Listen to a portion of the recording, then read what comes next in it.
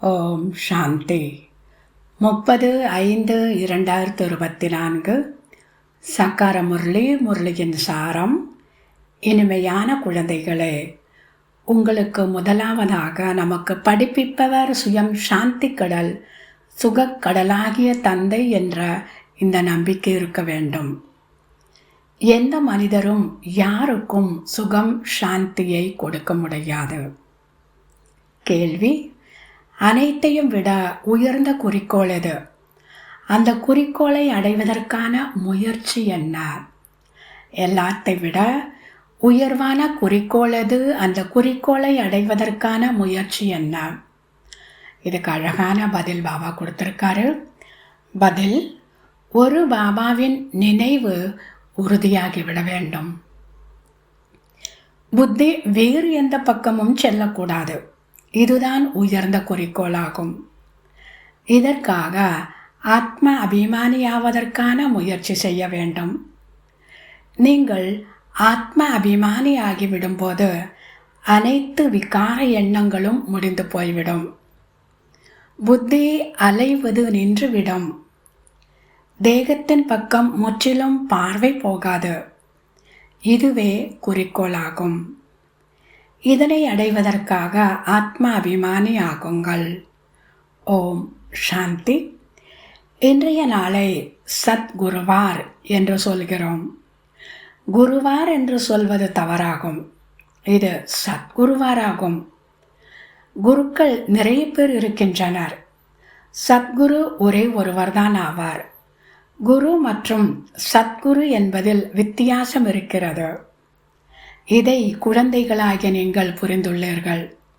சத் என்றால் உண்மை, சத்தியமானவர் என்று ஒரே ஒரு நிராகார தந்தை மட்டும்தான் சொல்லப்படுகிறது. நிராகார தந்தையை அவர் ஒருவருக்கு மட்டும்தான் சொல்ல முடியும். மனிதர்களுக்கு சத்தியமானவர் என்று சொல்ல முடியாது. எப்படி மற்ற ஆசிரியர்கள் உங்களுக்கு கற்பிக்கின்றனரோ அது போன்று பாபா கூட கற்பிக்கின்றார். பிரம்மா கூட கற்கின்றார். மாணவராகவும் உள்ளார். தேகதாரிகள் அனைவருமே மாணவர்கள்தான். பாபாவிற்கு தேகம் கூட கிடையாது. அவர் நிராகாரமானவர்.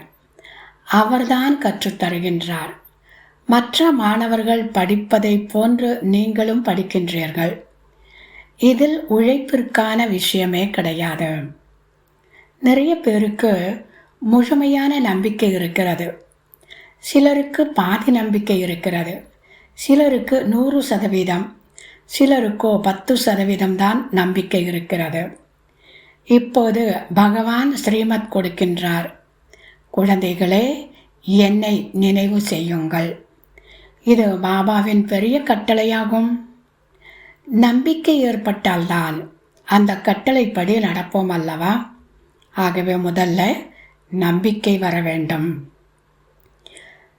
இந்த பிரம்மா பாபாவை நினைவு செய்ய வேண்டாம். நிராகார தந்தையாகிய என் ஒருவனை மட்டும் நினைவு செய்யுங்கள். பாபா நிர்விகாரியாக ஆக்குகின்றார். நிர்விகாரி ஆகவில்லை என்றால் தண்டனை அடைய வேண்டி வரும்.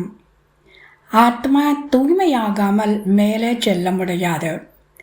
கணக்கு வழக்கை முடிக்க வேண்டியதாக இருக்கிறது. பிறகும் கூட பதவி குறைந்து போய்விடுகிறது. இந்த ராஜ்யம் ஸ்தாபனையாகி கொண்டிருக்கிறது. சொர்க்கத்தில் ஒரே ஒரு ஆதி சனாதனா தேவி தேவதைகளுடைய ராஜ்யம் இருந்தது என்று குழந்தைகள் தெரிந்துள்ளீர்கள். முதலில் கண்டிப்பாக ஒரு ராஜா ராணி இருந்திருப்பார்கள். பிறகு வம்சம் உருவாகும். நிறைய பிரஜைகள் உருவாகுகின்றனர். அவர்களுடைய நிலையில் கூட வித்தியாசம் இருக்கிறது. பிரஜைகளினுடைய நிலையிலும் கூட வித்தியாசம் இருக்கும். யாருக்கு முழுமையான நம்பிக்கை இல்லையோ அவர்கள் முழுமையாக படிக்க முடியாது, தூய்மையாக முடியாது. அரைக்கல்பமாக தூய்மையற்று இருந்தவர்கள் ஒரு பிறவியில் 21 பிறவிகளுக்காக தூய்மையாகி விடுவது என்பது சித்தி வீடா என்ன? முக்கியமான விஷயம் காம விகாரத்தினுடைய விஷயமாகும். பாபா சொல்கிறார், குழந்தைகளே, கடைசி பிறவி இது.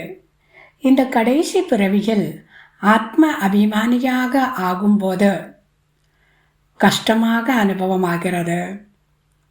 முயற்சி செய்து செய்து கொஞ்சம் பேர்தான் தேர்ச்சி அடைகின்றனர். ஆத்ம அபிமானியாக ஆக்கும்போது கஷ்டமாக அனுபவமாகிறது. முயற்சி செய்து செய்து கொஞ்சம் பேர்தான் தேர்ச்சி அடைகின்றனர். 8 ரத்தினங்கள் உருவாகுகின்றனர். என்னுடைய புத்தியினுடைய லைன் தெளிவாக இருக்கிறதா? ஒரு பாபாவை தவிர வேறு எதுவும் நினைவிற்கு வருவதில்லை தானே என்று உங்களிடம் நீங்களே கேட்டுக்கொள்ளுங்கள். இந்த நிலை கடைசியில் ஏற்படும். ஆத்ம அபிமானி ஆவதில்தான் மிகுந்த உழைப்பிருக்கிறது. நல்லது. தாரணைக்கான முக்கிய சாரம். முதலாவது, ஞானத்தின் மூலம் தன்னுடைய பார்வையை மாற்றம் செய்ய வேண்டும். ஆத்ம அபிமானி ஆகி விகார எண்ணங்களை முடித்துவிட வேண்டும். எந்த ஒரு விகாரத்தினுடைய துர்நாற்றம் என்பது இருக்கக்கூடாது. தேகத்தின் பக்கம் பார்வை முற்றிலும் போகவே கூடாது. இரண்டாவது, எல்லையற்ற தந்தைதான் நமக்கு கற்பிக்கின்றார் என்ற நம்பிக்கை உறுதியாகும் போதுதான் நினைவும் உறுதியானதாக இருக்கும். மாயை நம்பிக்கையிலிருந்து நம்மை கொஞ்சமும் அசைத்து விடக்கூடாது என்பதில் கவனமாக இருக்க வேண்டும். இன்றைய வரதானம், சேவை பாவனையில் சேவை செய்து கொண்டு முன்னேற்றம் அடைந்து முன்னேற்றத்தை செய்ய வைக்கும் நிர்விக்ன சேவாதாரியாகுக. சேவையினுடைய மகத்துவத்தை நன்றாக புரிந்து கொண்டு சேவையை நன்கு பாவனையோடு செய்து கொண்டு முன்னேற்றம் அடைந்து முன்னேற்றத்தை செய்ய வைக்கும் நிர்விக்ன சேவாதாரியாகுக. விளக்கம்: சேவை என்ற பாவனை வெற்றியை தரும். ஒருவேளை சேவையில் நான் என்ற பாவனை வந்தால் அதை சேவையின் பாவனை என கூற முடியாது. ஏதாவது 3 சேவையில் ஒருவேளை நான் என்ற உணர்வு கலந்து விட்டதெனில் முயற்சி அதிகமாக, சமயமும் அதிகமாக ஈர்க்கப்படும் மற்றும் தான் திருப்தியாக இருக்க முடியாது. சேவையின் பாவனையோடு உள்ள குழந்தைகள் தானும் முன்னேறி மற்றவர்களையும் முன்னேற்றுவார்கள். அவர்கள் எப்போதும் பறக்கும் கலையை அனுபவம் செய்வார்கள். அவர்களின் ஊக்கம், உற்சாகம் தன்னையும் நிர்விகனமாக்கும் மற்றும் மற்றவர்களுக்கும் நன்மை செய்வார்கள். ஸ்லோகன்: மிகவும் நுட்பமான மற்றும் கவர்ச்சி செய்யும் நூல்களிலிருந்து விடுபட்டிருக்கக்கூடியவர்கள்தான் ஞானம் நிறைந்த ஆத்மா ஆவார்கள். மிகவும் நுட்பமான மற்றும் கவர்ச்சி செய்யும் நூல்களிலிருந்து விடுபட்டிருக்கக்கூடியவர்கள்தான் ஞானம் நிறைந்த ஆத்மாக்கள் ஆவார்கள். நல்லது. இனிமையிலும் இனிமையான 5000 வருடங்களாக காணாமற் போய் மீண்டும் கண்டெடுக்கப்பட்ட செல்ல குழந்தைகளுக்கு தாய் தந்தை பாப் தாதாவின் அன்பு நினைவுகள் மற்றும் காலை வணக்கம்.